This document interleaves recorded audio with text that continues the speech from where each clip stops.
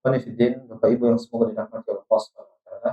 Alhamdulillah segala puji bagi Allah Subhanahu wa taala yang senantiasa memberikan kita nikmat hidayah, nikmat iman, nikmat Islam, nikmat kesehatan, sehingga pada malam hari ini kita bisa kumpul melaksanakan kewajiban kita salat maghrib secara berjamaah. Kemudian kita lanjutkan duduk sebentar dalam suatu ilmu. Mudah-mudahan kita akan kebaikan dari Allah Subhanahu wa taala. Dan Nabi sallallahu alaihi wasallam pernah bersabda, "Man yuridillahu bihi khairan yufaqihuhu fid din." Dan siapa yang dikehendaki kebaikan oleh Allah Subhanahu wa taala, maka Allah akan pahamkan bagi dia agamanya. Dan cara untuk memahami agama, mau tidak mau kita harus belajar, kita harus duduk sabar dalam ilmu.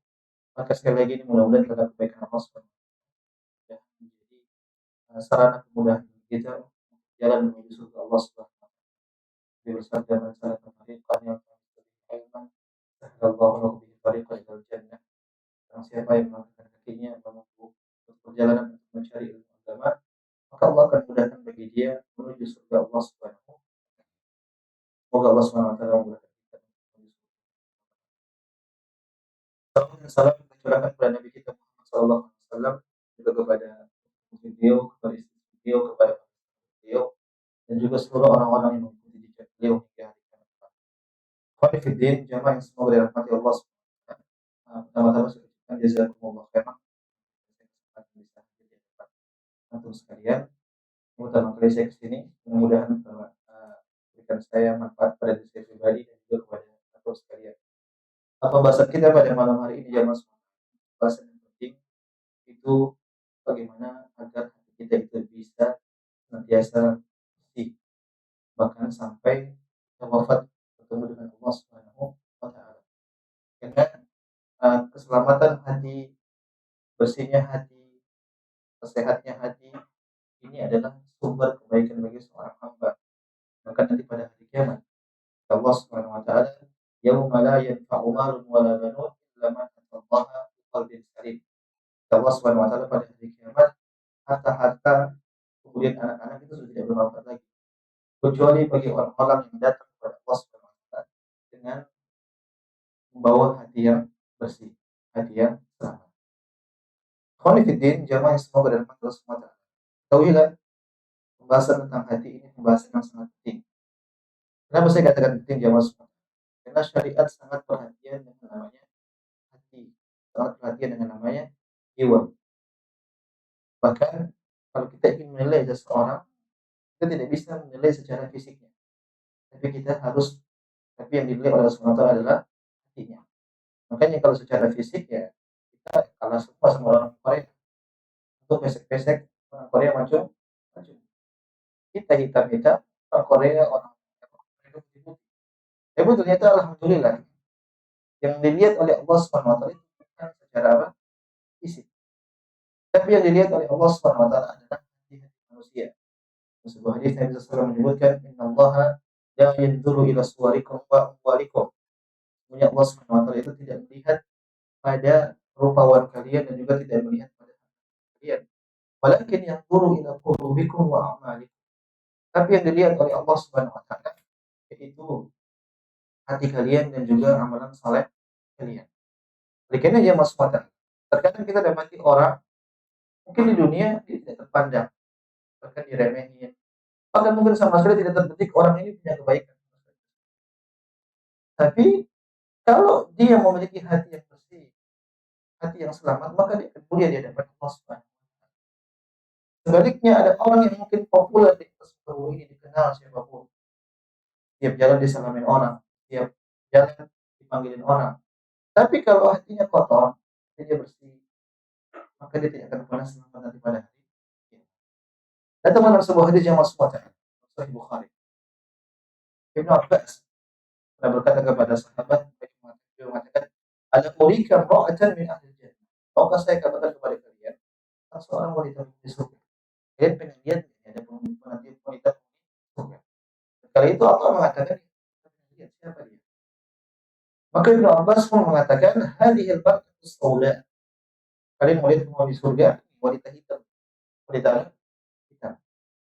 Ada Nabi sallallahu alaihi wasallam, wanita ini pernah datang kepada Nabi sallallahu alaihi wasallam. Kemudian dia mengatakan kepada Rasulullah, ini musra. Rasulullah, saya kena penyakit saraf. Salah itu apa? Ada yang mengatakan penyakit ayan, ada juga yang mengatakan bahwasanya beliau ini sering kerasukan setan. Ini penyakit beliau yang dia keluhkan kepada Nabi Muhammad SAW. Kemudian beliau mengatakan, wah ini akan kasyaf Rasulullah. Jadi masalah kalau saya sudah dengan penyakit itu sudah kambuh, aurat saya terbuka. Atau ingat tadi wanita putih dan wanita hitam, tapi dia masih menjaga harga diri.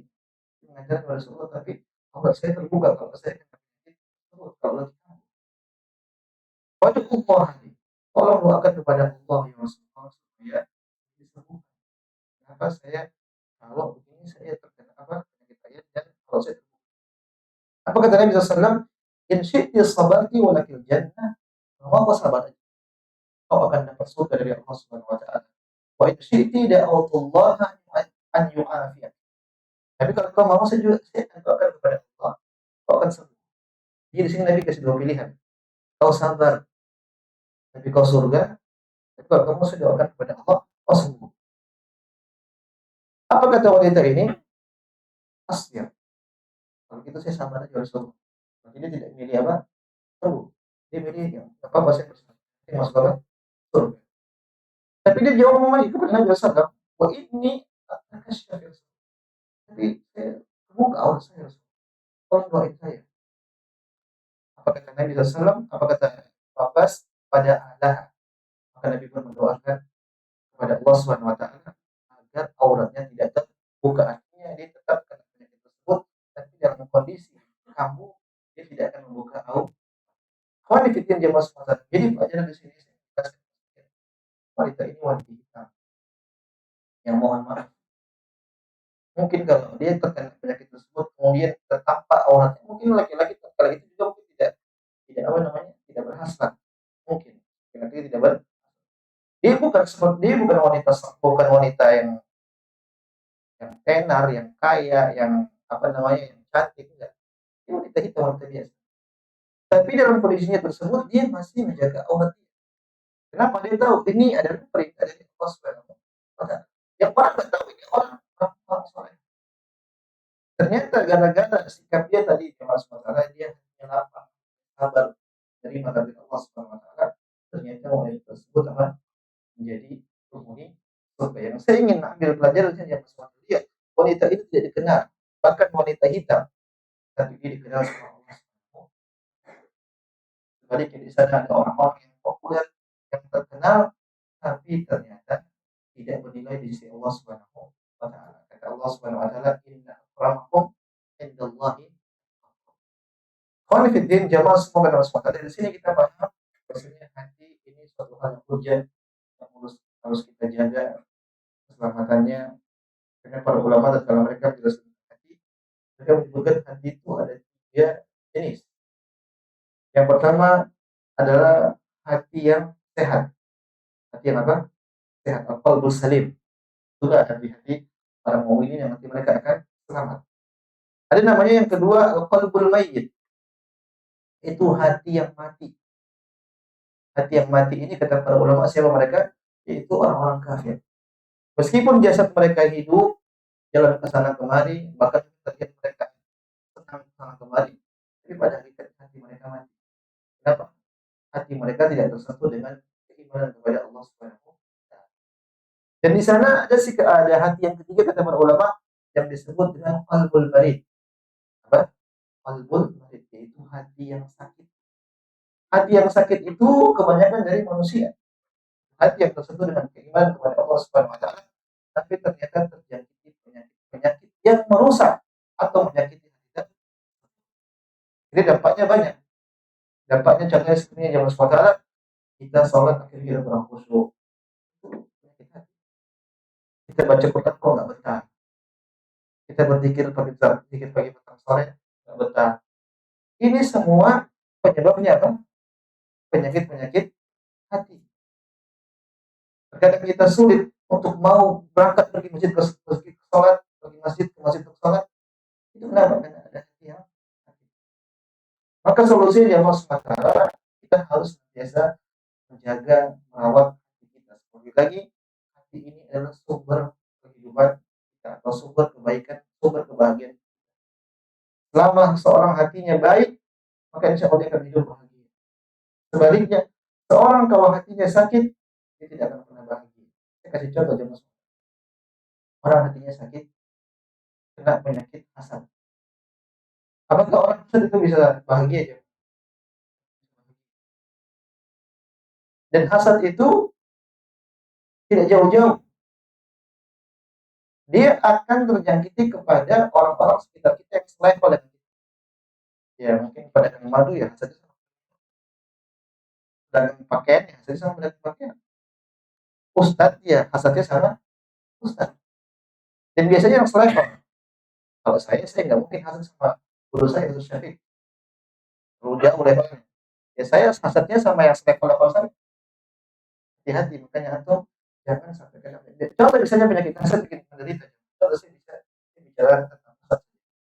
Saya dari bukan pengalaman, tapi ini saya mencoba untuk melawan. Contoh misalnya, ada teman mungkin seleting level, ternyata kalau dia gajian itu yang hadir banyak.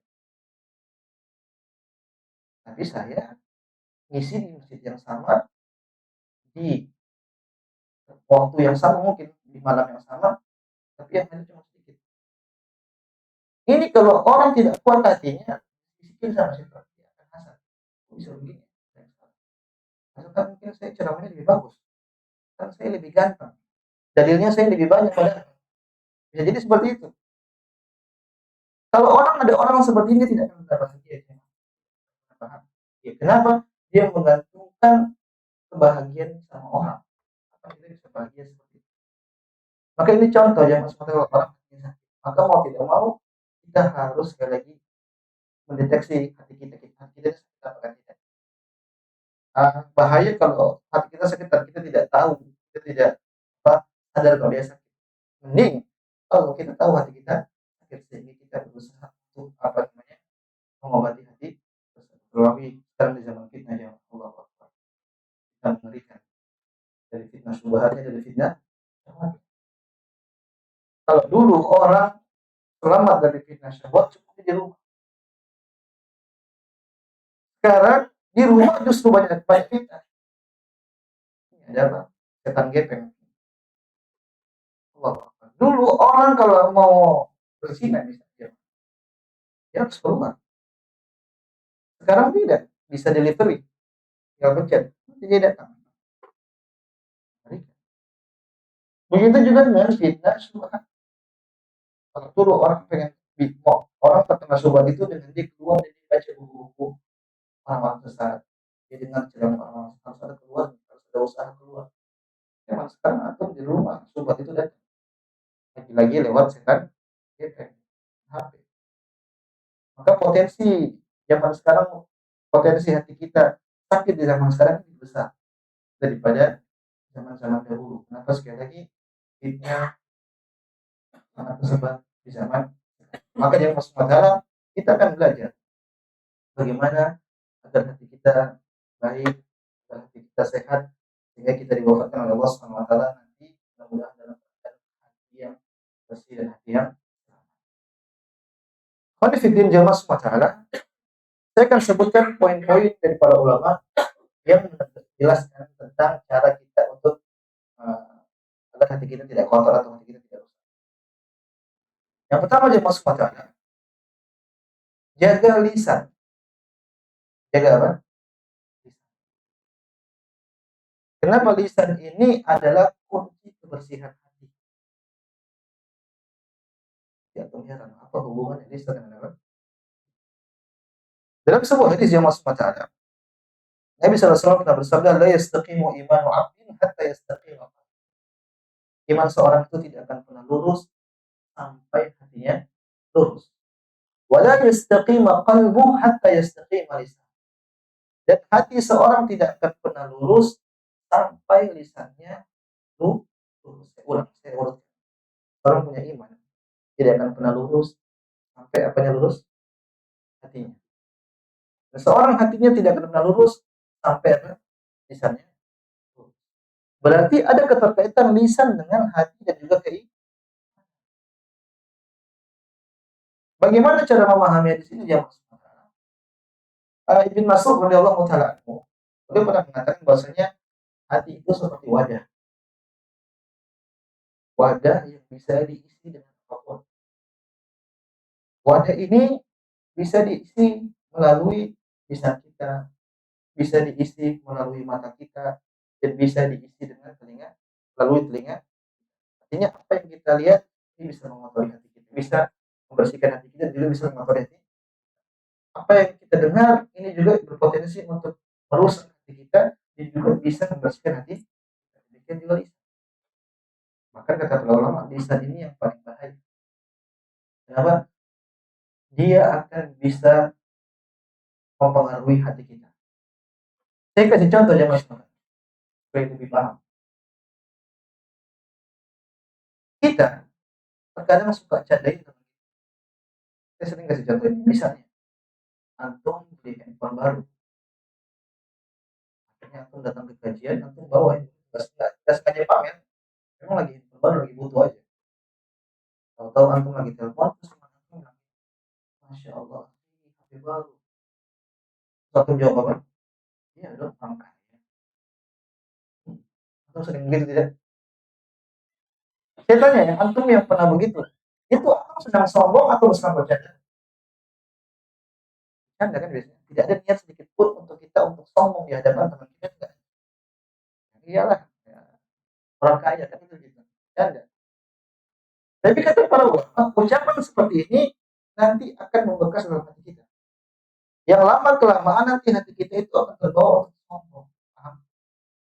Saya ulang, ucapan kita di awal itu nggak ada sekali sama sekali ya, sombong. Ini bercanda itu. Tapi kalau kita sering seperti itu ucapan akan membekas di hati kita. Sehingga hati kita nanti lama kelamaan terbawa menjadi orang yang sombong. Ini bahayanya di situ ya. Maka jamaah semua lisan ini pakailah dengan kebaikan. Ini kenikmatan dari Allah Subhanahu wa taala. Alam naj'al lahu ainain wa lisanan wa syafatain. Allah Subhanahu wa taala bukan kami telah memberikan kalian dua mata, lisan dan juga lidah dan juga bibir. Kata para ulama ini dalil Allah menyebutkan lisan kita untuk bisa berbicara itu nikmat dari Allah Subhanahu wa taala. Nah, lisan ini seperti dua mata pisau. Kalau tidak kita pakai dengan kebaikan, dia pasti akan terbawa kepada keburukan. Jadi ternyata dipentingkan oleh Allah.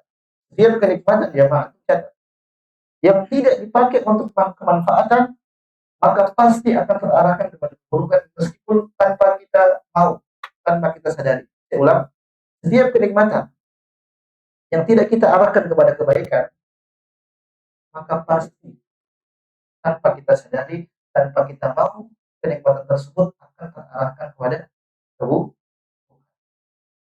Ya lisan kita ini jamaah, kalau kita tidak pakai untuk berzikir kepada Allah Subhanahu wa taala, tidak pakai untuk bersalawat, tidak pakai untuk baca Quran, tidak pakai untuk menghibur teman kita, untuk memberikan kesenangan kepada orang, ini akan terpakai pada keburukan.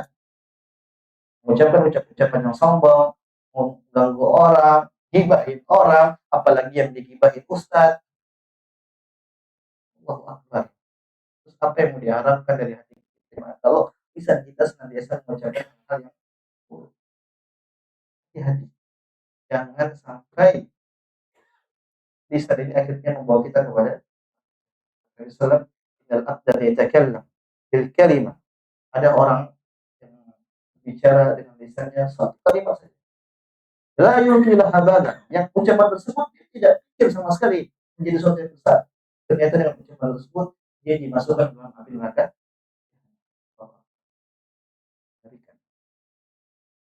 Khonifiddin. Di antara hal yang menunjukkan bahwasanya kita ini harus menjaga lisan kita untuk hati kita. Hadis Nabi SAW Nabi menyebutkan idza asbaha Adam. Kalau sudah pagi hari seorang anak Adam, fa innal a'dha'a kullaha tukaffiru al-lisan. Maka semua anggota tubuh ini akan tunduk kepada lisan. Kemudian mereka mengatakan, ittaqillaha fina, wahai mulut, wahai lisan, bertakwalah kepada Allah untuk kami. Fa inna ma nahnu bik, sesungguhnya kami ini anggota tubuh yang lain ngikutin engkau. Fa in istaqamta istaqamna wa in wajadta wajadta. Kalau kau lurus wahai lisan, kita juga lurus, tangan lurus, hati lurus, kaki lurus. Benar maksudnya. benar lisan, kita semua bakal nggak benar. Cuma kita nggak dengar aja. Kayak pagi kayak begini cuma. Bilang Nabi benar tiap pagi. Ini semua anggota tubuhnya berbicara sama lisan. Lisan kita jelas. Bertakwalah kepada Allah untuk kami. Karena kami ikut kau.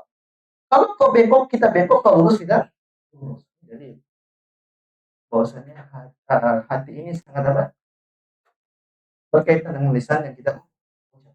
Maka pelajaran buat kita jemaah sementara kalau kita ingin kita bersih, ingin hati kita lurus, tidak terkena maka ucapkanlah hal-hal yang baik.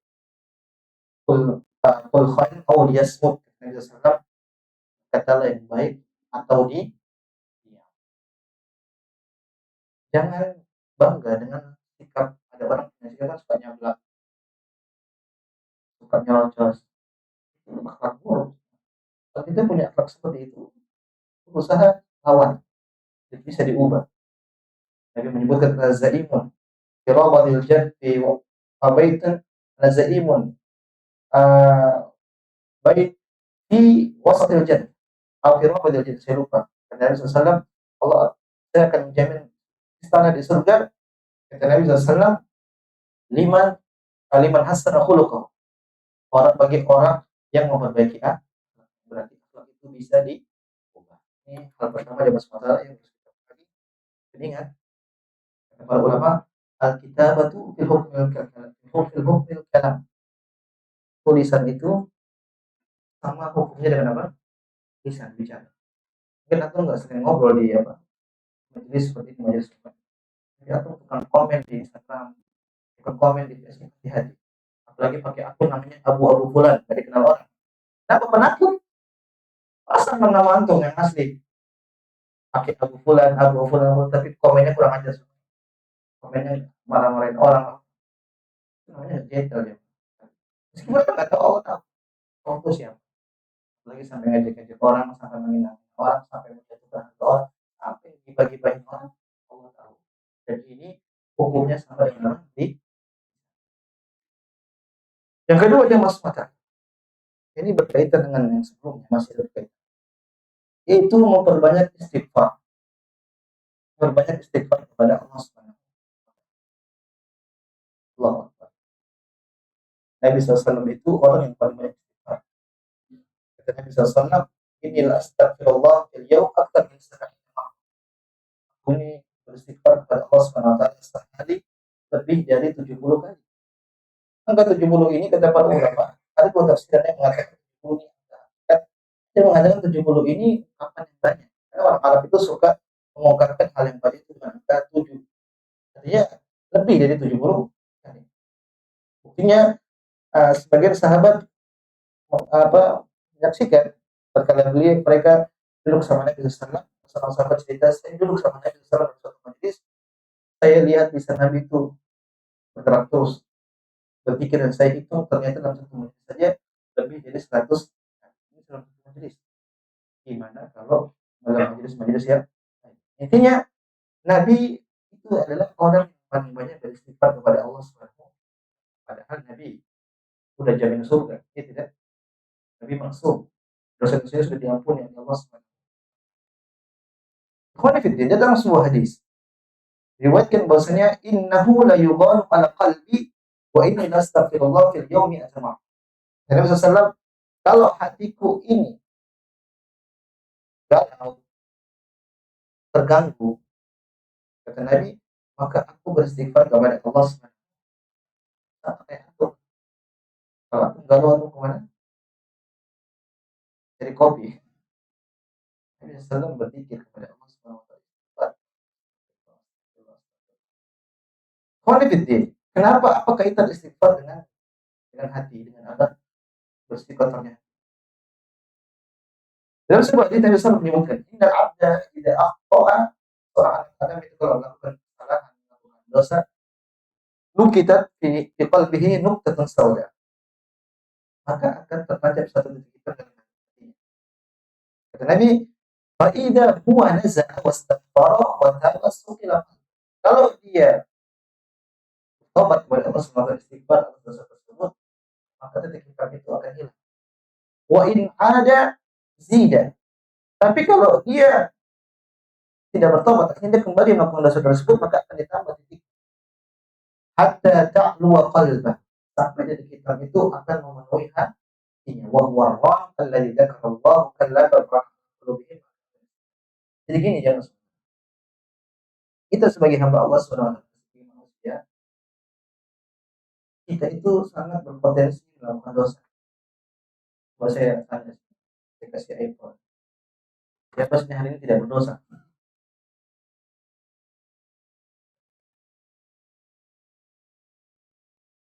Jadi di rumah punya TV tidak? Ya. Nonton berita tidak jam? Masa nggak nonton berita ijazah? Nonton berita tidak? Nonton. Pembawa acaranya pakai jilbab atau tidak? Hah? Tidak. Atau pas nonton pernah bilang, hah? Dosa tidak nonton lihat pembawa acaranya nggak pakai jilbab?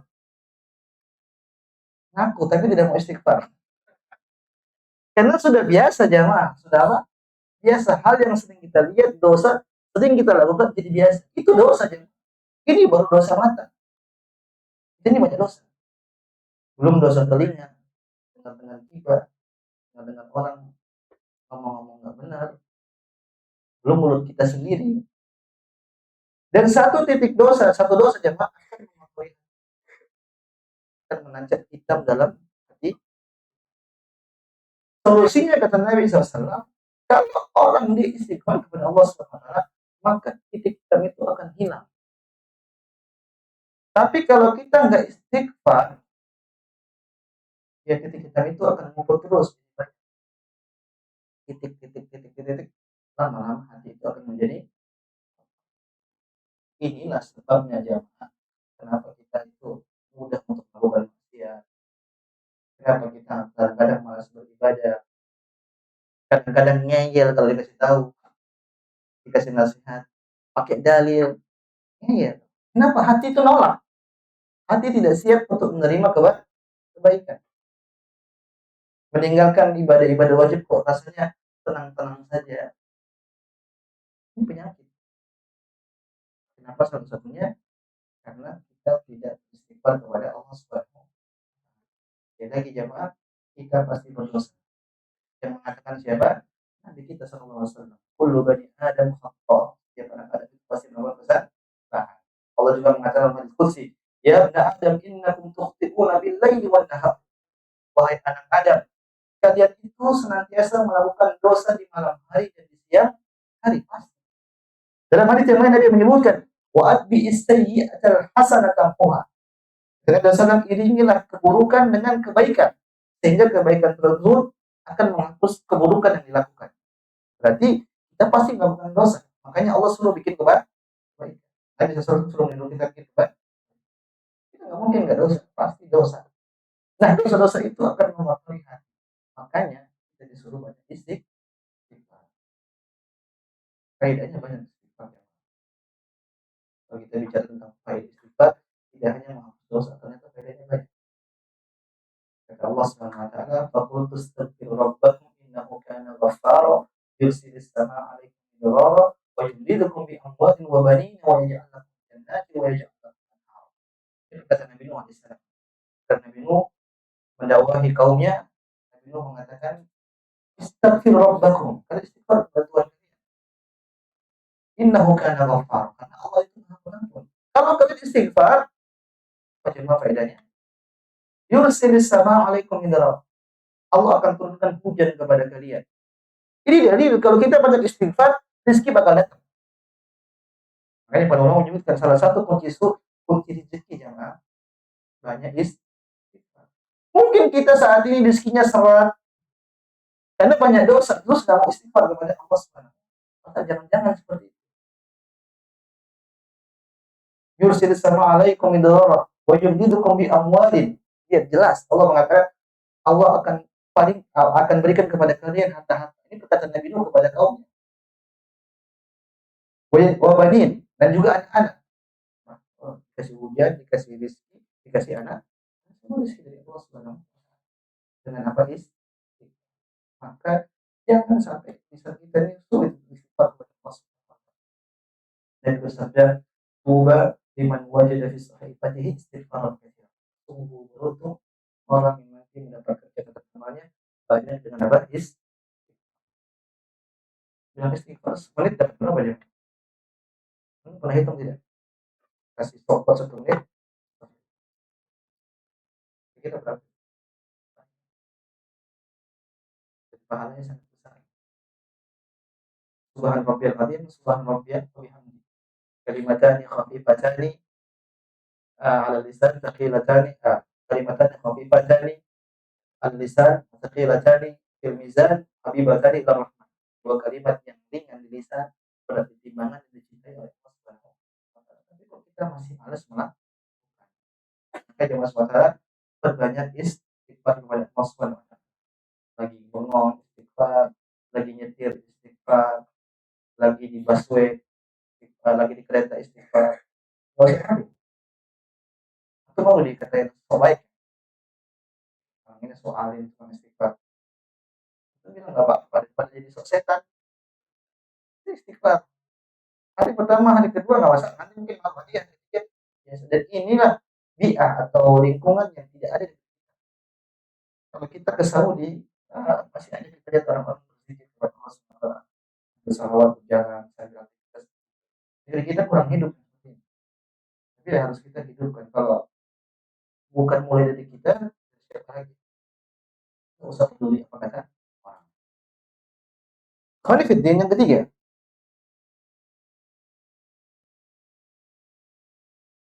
kalau antum ingin hati antum bersih,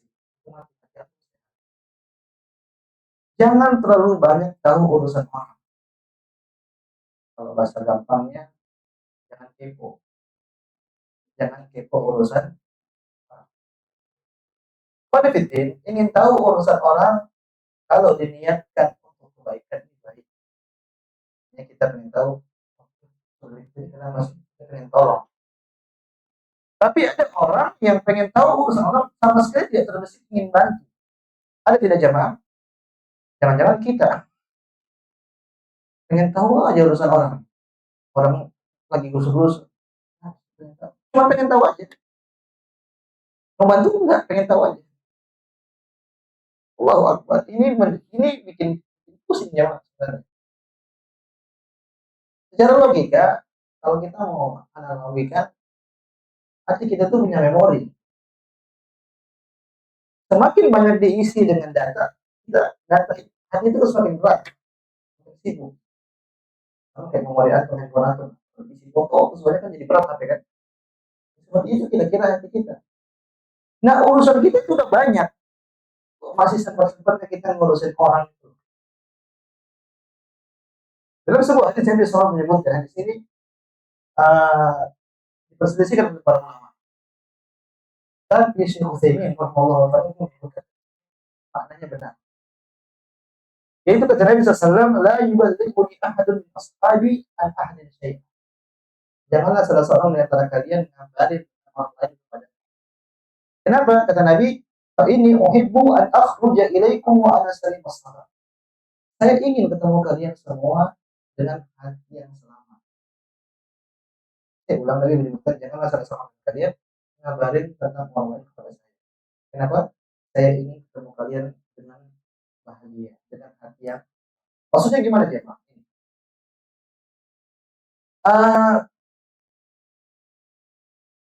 Kita kalau tidak tahu aib saudara kita akan ketemu sama dia enak-enak. Misalnya antum di sini tidak tahu, Pak. Kalau kajian mau pulang, aku tidak tahu aib semua orang di sini, itu akan bahagia ketemu sama orang. Tahu-tahu ada yang ngabarin antum, oh si fulan ini tukang pukul istrinya misalnya, si Bella misalnya, tukang pukul apa? Istrinya. Besoknya antum ketemu dia, kira-kira antum masih maksudnya tidak sama dia? Antum tiba-tiba ketemu dia, antum salaman. Kira-kira antum masih bisa? Enggak, kita kan jadi nggak suka sama dia. Kenapa? Orang ini kurang ajar, di masjid aja kelihatan soleh, kelihatan baik. Ini bikin hati nggak enak, hati nggak tenang. Terus tahu-tahu orang itu udah tobat, tapi dalam hati kita orang ini masih berjalan. Kita setan akan bisikin tuh, itu tambah parah, tambah parah. Akhirnya kita jadi bermusuhan sama dia. Dan namanya permusuhan itu bikin hati sibuk. Maka jamaah semua ta'ala, jangan sampai kita tahu urusan orang. Sebagian orang, Allahu Akbar, bangga kalau tahu aib orang. Fulan itu demi Allah, saya tahu aibnya. Bangga. Dan apa yang mau dibanggakan dengan tahu aib orang? Justru tahu aib orang itu sengsara sebenarnya. Saya ulang, mengetahui aib orang itu nggak enak sebenarnya. Tapi ada sebagian orang kok bisa itu bangga dengan urusan. Maka jamaah semua ta'ala, udahlah nggak usah sibuk urusan orang. Urusan kita sendiri dia banyak. Antum harus ngurusin keluarga antum harus ngurusin kerjaan antum harus didik istri, didik anak. Jaga itu anak, jangan investasi akhirat. Bila mata insan in qata'an amalu ila min salat. Kalau anak Adam sudah meninggal, terputus semua amalan kecuali 3. Salah satu kata Nabi sallallahu alaihi wasallam, waladin salihin yad'ulah. Anak saleh yang mendoakan orang tua. Antum mati jemaah bapak-bapak, istri antum tidak bisa jadi nikah lagi. Dia enggak doain antum lagi. Dia doain suami yang baru. Apalagi ibu-ibu meninggal bapak-bapak enggak pakai iddah. Besoknya bisa nikah lagi. Investasi anak. Jadikan anak itu anak saleh sehingga kalau kita meninggal dia itu jadi investasi akhirat kita. Urus dia itu sampai jadi benar. Apa yang kita ngurusin orang.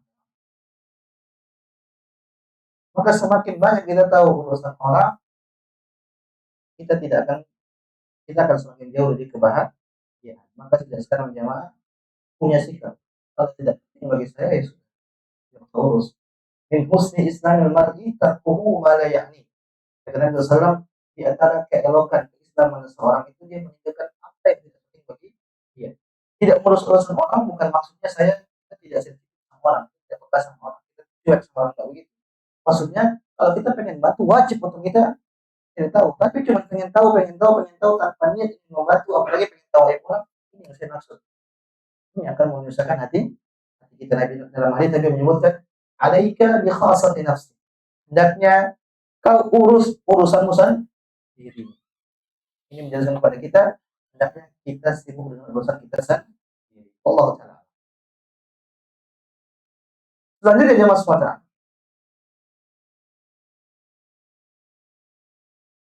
Di antara hal yang bisa membuat kita bahagia, tenang, kita tidak kotor, tidak berusaha tentram kalau lagi sendiri jemaah. Kalau lagi apa? Sendiri. Jemaah semua ta'ala, hati kita itu terkadang dikaitkan kepada orang.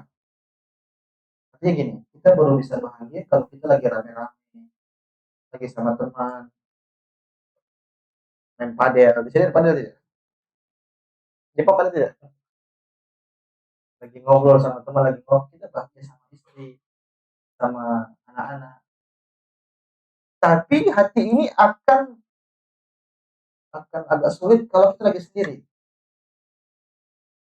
Maka sejak sekarang jamaah, latih hati kita untuk bahagia kalau sendiri. Latih hati kita bahagia kalau kita sendiri. Kenapa? Porsi kondisi kita sendiri itu lebih banyak daripada kita banyak lagi sama orang. Kalau kita bisa bahagia sendiri, tapi kalau hati kita terikat dengan orang, itu tidak akan pernah bahagia, kita akan sulit. Maka dalam hadis Nabi SAW menyebutkan salah satu yang mendapatkan naungan Allah SWT pada hari kiamat, yaitu rajulun dzakarallaha khaliyan faqadat 'ainah.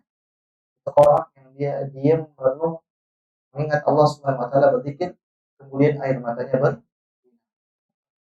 dia bahagia berdua-dua dengan Allah Subhanahu wa taala. Maka latih jemaah bahagia sedang baca Quran sendiri, bahagia salat malam sendiri, bahagia muhasabah duduk sendiri merenung apa yang saya sudah persiapkan untuk menghadapi Allah Subhanahu wa taala.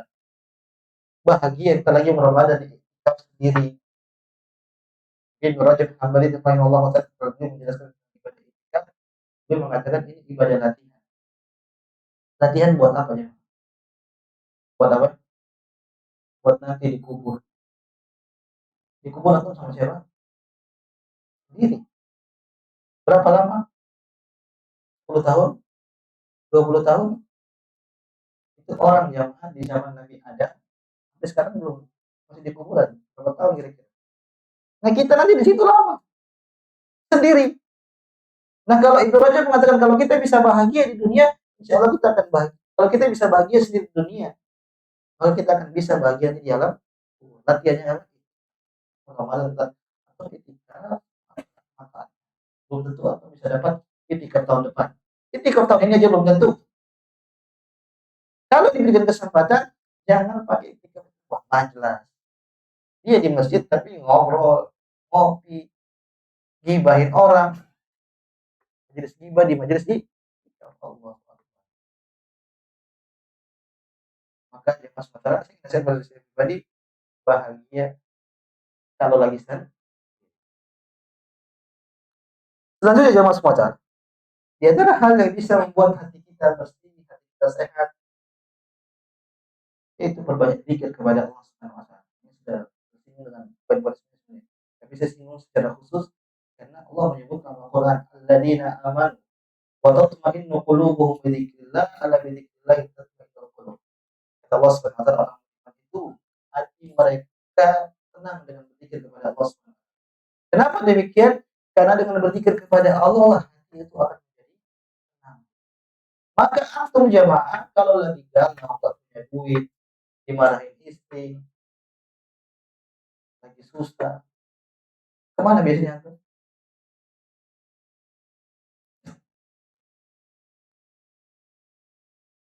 Pikir jemaah. Obatnya apa? Pikir kepada Allah Subhanahu wa taala. Mudah. Cuman kita tidak praktekkan aja.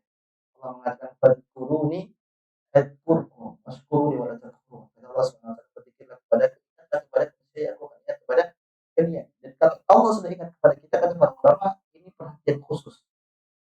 Kita akan dijaga oleh Allah Subhanahu wa taala. Kita akan dijauhkan dari mara bahaya, kita akan dijauhkan dari kegalauan. Menjadi Allah Subhanahu wa taala. Khawanifiddin jamaah semata. Baliknya, semakin kita jauh dari Allah Subhanahu wa taala, semakin jauh dari kita kepada Allah. Allah mengatakan momen Quran dzikri fa inna lahu ma'isyatan dhanka.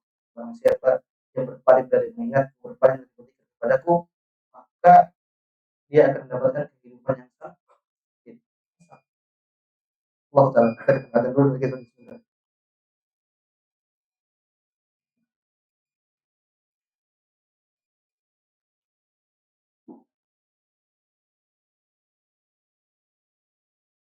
Allahu akbar.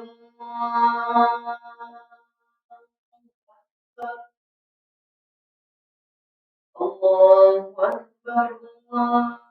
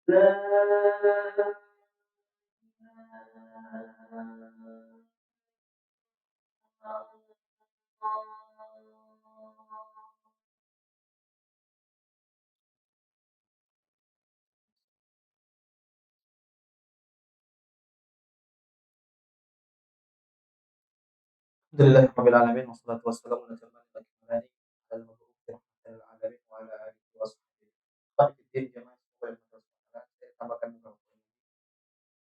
Poin selanjutnya kata para ulama, agar kita bersih, agar hati kita lapang, bisa bahagia, kata para ulama, berusaha ibadah itu ikhlas kepada Allah Subhanahu wa taala. Perbanyak ikhlas atau pertebal ikhlas tatkala kita beribadah kepada Allah Subhanahu wa taala. Kenapa jemaah? Kalau kita ikhlas, kita semakin tidak peduli dengan urusan orang. Kita semakin tidak peduli dengan sanjungan orang, dengan pujian orang, kita tidak peduli. Kita pedulikan apa? Allah Subhanahu wa taala. Allah puji saya atau tidak? Tapi kalau kita ibadahnya nggak ikhlas, pengen dipuji orang, pengen dilihat orang, pengen disanjung orang, kita tidak akan pernah bahagia. Imam Syafi'i mengatakan ridwan nas ghayatul la tudrak. Mengharapkan keridhaan manusia itu suatu hal yang mustahil. Tak mungkin antum bisa meraih keridhaan manusia. Tapi meraih keridhaan Allah bisa. Apa? Bisa. Maka kalau beribadah, usahakan ikhlas. Caranya gimana? Jauhkan dari sebab-sebab riya. Jauhkan diri kita dari sebab-sebab hal yang bisa merusak keikhlasan kita. Caranya contohnya misalnya berusaha beribadah sembunyi, gak ada yang tahu. Ini semakin membuat kita ikhlas. Nabi menyebutkan man istata'a minkum an yakuna lahu khabirun min amalin shalihin falyaf'al. Siapa yang kalian yang mampu menyembunyikan amalan salehnya, maka laku gak lihat-lihat itu ke orang, suka cerita-cerita ke orang. Saya pernah ini ya, kalau ikhlas sulit jemaah, sulit. Terus kalau sudah beramal soleh dan kita cerita-cerita ke orang, ini akan mendorong kepada kita tidak ini sayang. Terus sudah capek-capek, terus antum ceritain ke orang, minimal ya, pahalanya berubah. Dari pahala ikhlas yang amalan disembunyikan berubah menjadi pahala ikhlas ditampakkan. Mana lebih baik, ikhlas disembunyikan atau ikhlas ditampakkan? Ikhlas disembunyikan. Bisa ikhlas ditampakkan kalau kita niatin untuk contohin orang. Karena kalau ada orang mencontohi apa yang kita kerjakan, kita dapat pahala dari apa yang dia lakukan. Tapi ini sulit. Buktinya apa sulit? Para salafus saleh dulu mereka semuanya berusaha untuk menyembunyikan amalan soleh. Karena padahal mereka tahu nyontohin itu bisa dapat pahala besar. Tapi mereka sangat berusaha untuk menyembunyikan amalan soleh mereka. Saya tanya sama orang-orang dulu, sama Imam Syafi'i, Imam Ahmad, kira-kira lebih takwa sih? Hah? Saya Ustaz. Ada yang berani begitu? Tapi sikap kita menunjukkan kita lebih bertakwa daripada mereka. Kenapa? Kita lebih mudah untuk menampakkan amalan soleh kita. Orang-orang soleh dahulu mereka sangat sulit untuk menampakkan amalan soleh. Kenapa mereka tahu? Hati ini bisa berubah-ubah. Maka jangan suka nampakin amalan soleh. Saya pernah begini, saya pernah begitu.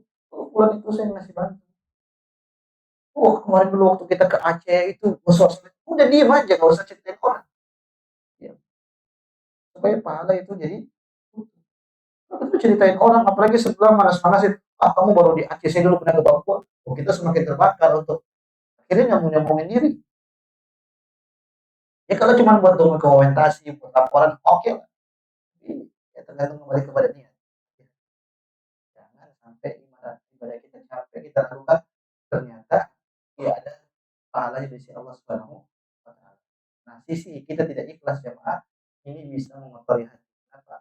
Hati kita akan semakin sakit karena hati kita terkait terikat dengan orang, apa? Dengan orang, kebahagiaan kita terikat dengan orang. Kalau orang suka sama kita bahagia, kalau enggak. Contoh yang paling mudah jemaah, antum share kebaikan di hati orang. Kalau yang like banyak antum bahagia, yang like sedikit antum sedih, ya itu berarti antum sudah tidak ikhlas. Paham? Antum dapat kebaikan misalnya, ternyata yang like cuma 2, antum sedih. Berarti ini antum share kebaikan itu tidak apa? Tidak ikhlas. Ada yang diharapkan. Tapi kalau antum share mau yang like 1000, 2000, antum tidak peduli, yang penting saya share aja kebaikan. Masya Allah itu tanda baik Allah Taala. Di antara tanda kebaikan jemaah atau di antara sebab agar hati kita itu bersih, sehat, kata ulama, perbanyak berbuat kebaikan kepada orang. Perbanyak berbuat kebaikan kepada orang. Nabi menyebutkan tidak aradta an yalina qalbuk fa'at'imil miskin wamsah as-sayyid. Kalau kau ingin hatimu lembut, hatimu bersih, hatimu tenang, hatimu lapang, Nabi sallallahu alaihi wasallam fa'at'imil miskin. Maka beri makan kepada orang miskin. Berarti kita sedang membahagiakan orang, berikan kemanfaatan kepada orang. Wamsah ra'sal yatim, dan juga usap kepala anak yatim. Anak yatim itu kepalanya jarang diusap. Kenapa tidak ada yang perhatian sama dia? Aku datang ke sana, aku usap kepalanya. Kasih duit juga, dan usap-usap doang. Jadi bilang, ngapain om?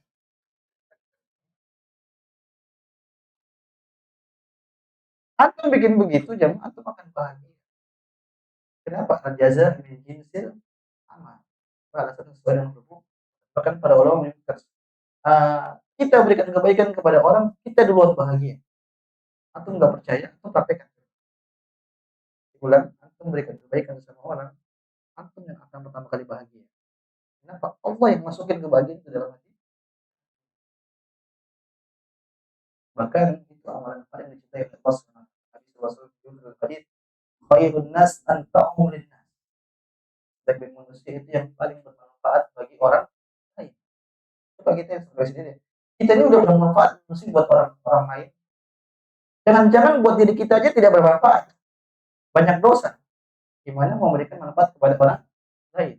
Wa ahabbul a'mali ila Allah sururun tudkhiluhu ala qalbi muslim. Dan amalan yang paling dicintai oleh Allah Subhanahu wa taala itu kau masukkan kebaikan, kesenangan, kebahagiaan dalam hati seorang. Wah, orang nggak punya uang atau nggak punya tenaga, ada teman antum sedih, antum kasih semangat, semangat akhirnya, kasih motivasi, hibur-hibur dia, ya akhirnya tenang. Ada pahalanya, ada pahala. Antum ketemu orang, atau buka ada pahalanya. Ini pahala dalam agama Islam itu sangat mudah. Allah itu maha rahmat. Makanya kalau ada orang masuk neraka jahanam, itu udah keterlaluan. Itu sudah betul. Karena pintu-pintu kebaikan itu sangat banyak, kok bisa nggak dapat pahala itu. Selanjutnya jemaah sekalian, yang terakhir lah, kedua lagi.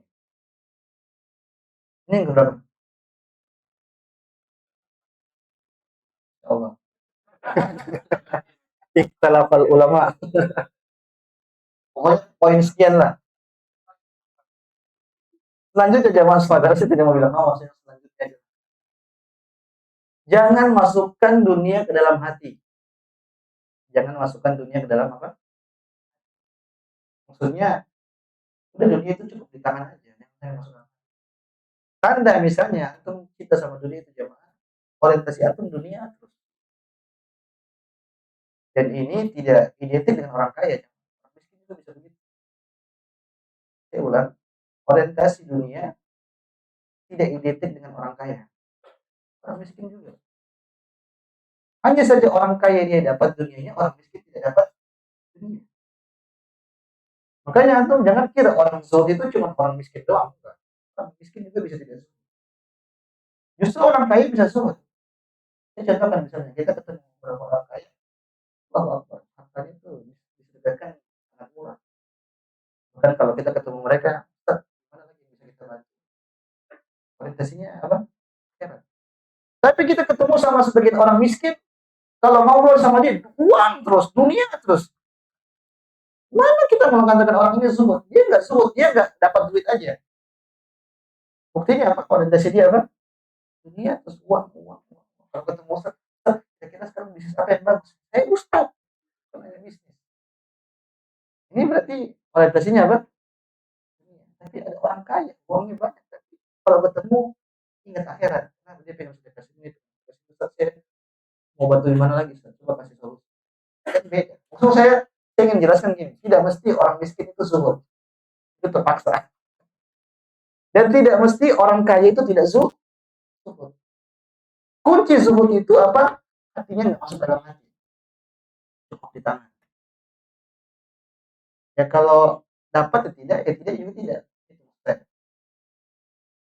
Maka jangan jadikan dunia sebagai tujuan. Kita udah ngaji bertahun-tahun jamaah. Tapi kalau orientasi kita masih dunia, gagal. Gitu. Saya ulang, kita ngaji itu bertahun. Sini ada yang ngaji udah 10 tahun, nggak ada yang berani katakan. Coba introspeksi, coba orientasi saya sudah di akhirat. Tapi kalau masih dunia, gagal. Nabi SAW itu orang yang paling zuhud. Orang paling zuhud. Nabi kalau mau kaya bisa tidak jam? Mampu tidak? Tapi rumah Nabi itu kecil. Mau sholat aja nggak bisa. Kalau mau sholat, nyentuh kaki Aisyah dulu. Supaya Aisyah kakinya, kalau mau sujud. Aisyah tekuk kakinya baru Nabi. Antum Allah Akbar. Kamar antum berapa? 2, 3. Sholat malam tidak? Nabi nggak pakai spring bed. Nabi tidur pakai apa? Pakai pelukan pakai pokoknya yang tikar-tikar kasar sampai ininya apa? Bertanda. Bukan. Antum saking enaknya tidur sampai orang Depok bilangnya apa tuh? Kalau orang salah tidur, salah bantal akhirnya nggak bisa nengok kiri nengok kanan apa namanya? Salah bantal ya. Saking enaknya tidur. Wah, jauh kita dari Zoom. Terakhir ya Mas, agar nanti antum tenang, bersih, senang. Dalam keimanan kepada takdir Allah SWT. Dalam keimanan kepada takdir Allah SWT. Artinya yakin apa yang Allah takdirkan kepada kita itu itulah yang terbaik. Al khair makhtarahullah. Yang terbaik itu adalah pilihan Allah Subhanahu wa taala. Karena Allah tidaklah melakukan suatu hal kecuali di atas yang sangat agung. Allah mengatakan wa ma asaba min musibatin illa bi tidaklah suatu musibah menimpa kalian kecuali itu atas izin Allah Subhanahu wa taala. Wa man yu'min billahi yahdi qalbah. Barang siapa yang beriman bahwa itu semua takdir diciptakan oleh Allah Subhanahu wa taala, Allah akan kasih hidayah kepada dia. Artinya Allah akan kasih kemudahan untuk menjalani musibah tersebut. Allahu bikulli syai'in alim. Dan Allah Subhanahu wa taala mengetahui atas segala sesuatu. Maka beriman. Ada sesuatu sedikit ya sudah ini ya. Namanya kita manusia kita pasti diuji. Itu nggak mau diuji itu mati aja. Namanya manusia yang masih hidup pasti diuji. Karena dunia disebut dengan darul. Kita mau ke depan, kita mau ke belakang, kita mau ke kanan ke kiri. Kalau udah kena takdirnya udah. Orang dulu kalau bilang takdir kan, kalau sudah ditakdirkan mau, kalau sudah digariskan mau. Udah, yang penting kita ikhtiar, berusaha. Kalau takdirnya tidak sesuai dengan apa yang kita inginkan. Dari siapa? Allah Subhanahu wa taala. Nabi menyebutkan fata'lam annama asabaka lam yakun.